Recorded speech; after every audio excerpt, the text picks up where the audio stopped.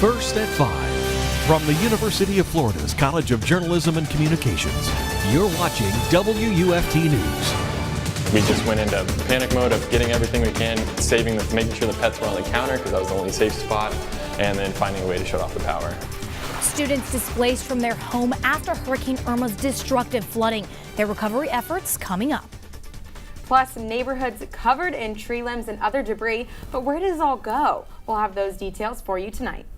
Plus, our eyes are on another named storm. We're watching Hurricane Maria as it approaches the Caribbean.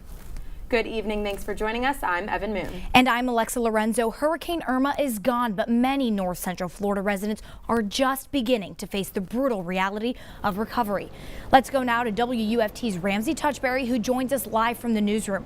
Ramsey, you were at one of the Gainesville homes damaged by Irma's devastating floods. How are those people holding up? Ramsey Touchberry, WUFT News. Thank you, Ramsey. And just 1 week after Irma, now Floridians are watching out for Hurricane Maria, the fourth major hurricane this season. WUFT's Brian Boggiano joins us now from the Weather Center with the storm's track. Brian? Back to you. Thank you, Brian. Now, Hurricane Irma caused physical damage to many areas around North Central Florida, but the storm also affected public school schedules in Alachua County. WUFT's Amanda Grohowski is here to tell us more about how the schools are recovering. Live in the newsroom, Caroline Lasowski, WUFT News. Thank you, Caroline. Cleanup continues across North Central Florida, and many residents continue to pile debris on curbs. Those piles are full of branches, sticks, and palm fronds, but many of you are asking what happens to all this debris. The Levy County Emergency Management Director says it's simple. They burn it. The vegetative debris, what they do with that is they take it, they mulch it, and they'll sell it back out as mulch, or they will actually burn it. They incinerate it. There are also temporary debris removal sites, 3 in Levy County, that will acquire burn permits to remove debris on site. FEMA has debris removal guidelines posted on their website. Constructive, vegetative, and electronic debris should all be in separate piles to allow for faster processing by your local county debris contractors. And thousands of sandbags were handed out in North Central Florida ahead of Hurricane Irma as many residents prepared for possible flooding. Gainesville Public Works distributed its sandbags to residents at the Public Works Department. Many residents are deciding what to do with the leftover bags now that the flooding threat has ended.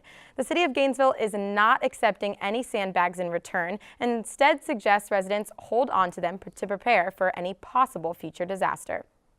We ask that they keep them on hand because hurricane season is ongoing through November, so that way they don't have to come back out and get additional sandbags.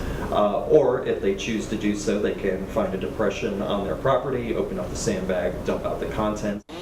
By now, many fallen trees have been picked up and remaining trees will be made into mulch or incinerated. And Governor Rick Scott visited Collier County Sunday to survey Hurricane Irma's damage 1 week after the storm.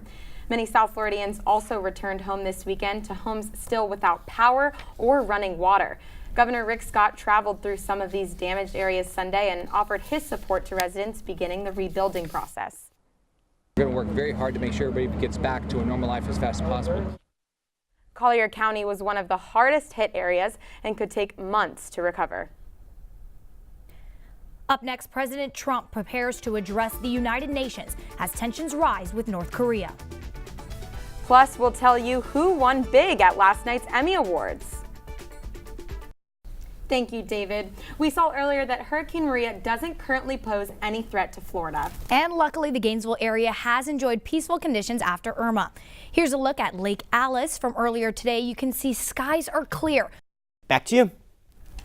Thank you so much, Brian. Florida Gator football had an exciting start to their SEC play this weekend. Seriously, if you didn't watch the game, just watch the last 9 seconds. WUFT sports anchor Caitlin Alexander is here to recap that play that will go down in Gator football history.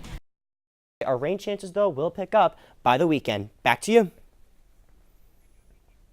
Bring you another show tomorrow at 5 o'clock. But of course, your Florida news is always on WUFT.org. Have a good night.